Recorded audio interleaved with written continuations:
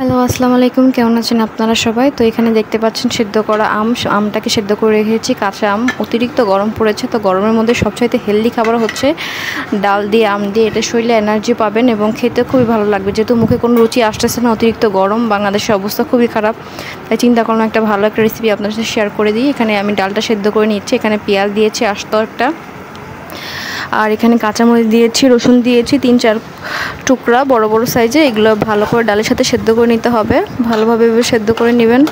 যেহেতু প্রচণ্ড গরম পড়েছে, গরমের মধ্যে আসলে কিছুই ভালো লাগতেছে না, তো আশা করবো এই রেসিপিটা ভালো লাগবে। তো এখানে আমি লবণ হলুদ দিয়ে পানিটাকে বলক দিয়ে দিচ্ছি। এখানে তেল মিশিয়ে দিয়েছি, তেলটা এখনও মিশাই নিয়ে অল্প একটু দিয়েছি। ভালো করে হলুদ দিয়ে যখন দিয়েছি, সেদ্ধ করে একদম ভালো করে ঘুটে নিয়েছি এবং এটাকে ভালো করে নিয়ে নিব।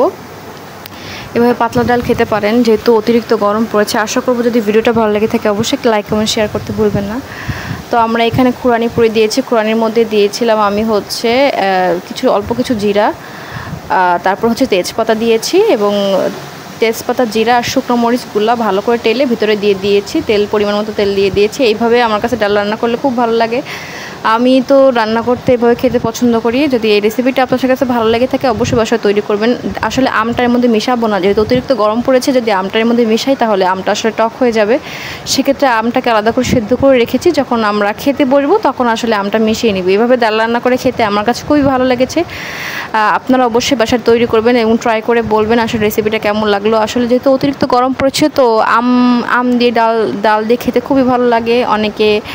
অনেকে হচ্ছে ইচ্ছা মতো দেয়, তো আমি আমার ইচ্ছা মতো দিলাম।